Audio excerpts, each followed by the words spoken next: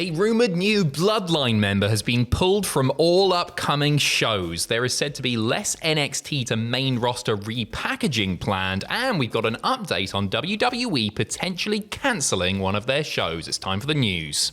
So, ahead of last night's SmackDown, an interesting tweet coming out from Game Changer Wrestling, GCW tweeting, Zilla Fatu will not be appearing on tonight's GCW event in Philadelphia or any GCW shows for the foreseeable future. We tried our best to avoid this situation, but we have reached an impasse. We wish him the best. Matt Tremont will now face Slade tonight at GCW Aura in Philly. So it seems this has been a relationship that seems to be a little bit testy at times, I would say. Certainly. I think it was last weekend, there was a GCW show where Zilla shouted during one of his matches, "Pay attention, Brett," not Bret Hart. He was very, very likely talking about Brett Lauderdale, of course. And so I think people have gone immediately, right, he's been pulled, he's going to pop up on SmackDown or very soon after, and he's joining the Bloodline. He's long been rumoured to be a member, but I actually think this is more likely due to be something to do with some sort of difficulty that he's having within GCW. Yeah, I think it's that. I mean, in the past, he was part of Reality of Wrestling, Booker T's promotion. He had left there due to some reported attitude problems.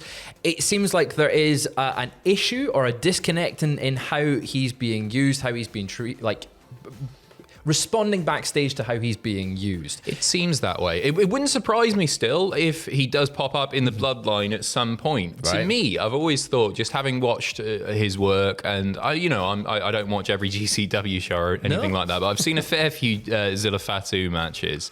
And the guy is still green. And the Bloodline are, apart from their recent appearance on NXT, they're a main roster act, obviously. Yeah. I don't think he's ready. And also, you've got Hikuleo waiting in the wings as well. Yeah. It would be a pretty bloated Bloodline pretty quick. The timing isn't right for me. I don't think you do that until you get Survivor Series out of the way, do the War Games match, and then add to it down the line. But with regard to Zilla Fatu specifically, I don't think he's ready. He's not ready enough. I mean, you've seen the reaction online to Tangaloa, who he can wrestle. Yeah, he can. He's been doing it for so long. People mock him because he's the worst of the Bloodline.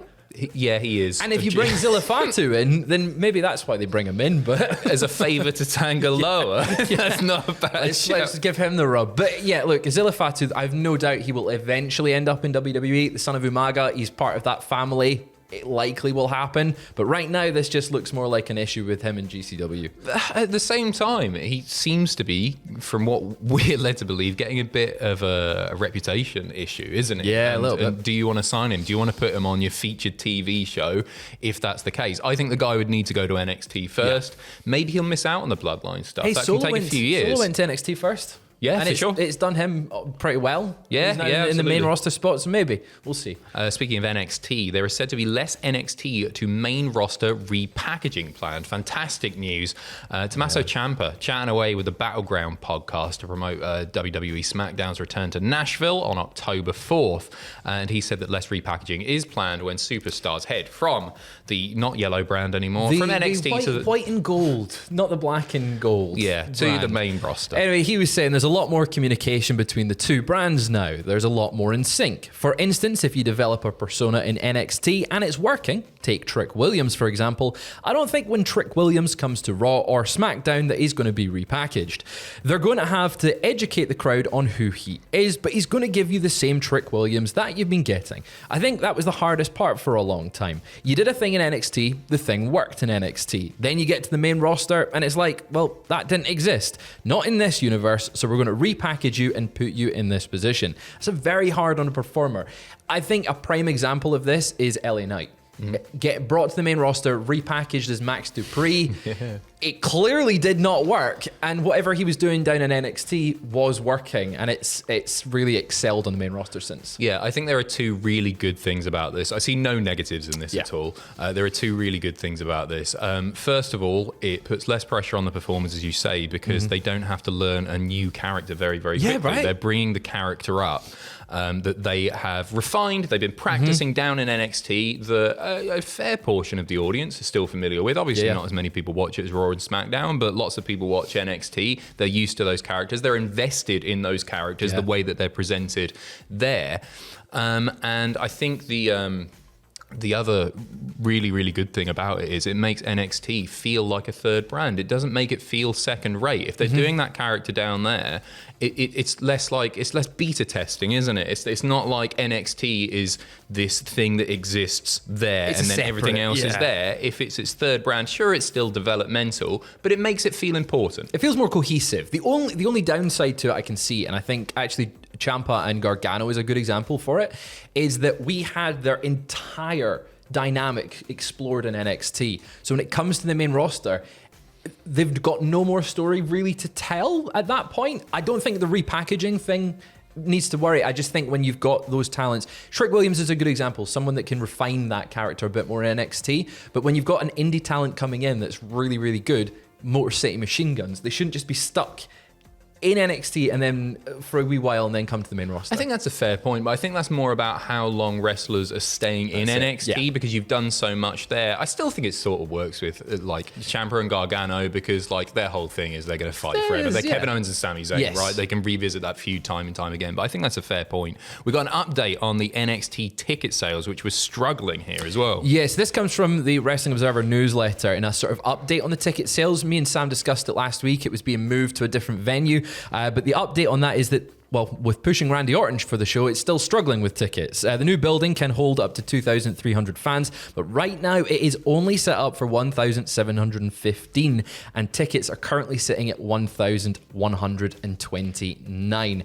Originally, the venue was for about 18,000 people. Yeah, the Enterprise Centre, where it was moved from, could be set up for 18,000. I don't think they were ever planning on selling 18,000 off the back of the wrestlers that are advertised for it. They're 2/3 of the way there, but I mean, tickets right now are at 1,129. Mm-hmm. Randy Orton is advertised for that show. He gets more people than that bothering him at the airport every week.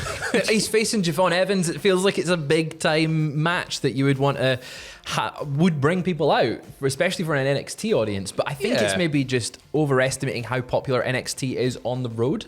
It's very hot in Florida, where it is at the moment. It's doing reasonably well on TV for what it is.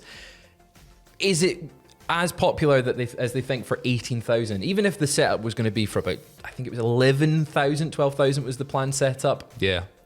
I think Randy Orton's a loser. I think it's his problem. Yeah, absolutely. So we'll keep you updated on that one.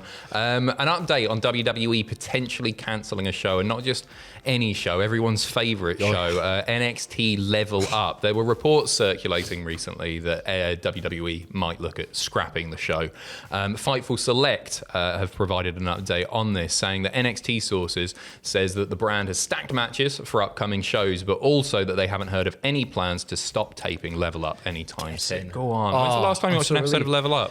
Well, too many times to count, really. I have it just constantly on loop. I think it's a great resource to have for them. With NXT being that middle ground between a developmental and a third brand, having Level Up allows non-TV ready talents to get TV time. That's it, isn't it? Because you don't really have house shows as much anymore to give them that ring time. Mm-hmm. NXT, I guess, does, and sometimes having the house show loops, but it gives them that little bit of exposure. Hey, the hard cam's there. Like, it allows them that. In front of a live crowd and everything. Yeah, they're not expecting you to watch it. We poke fun and everything.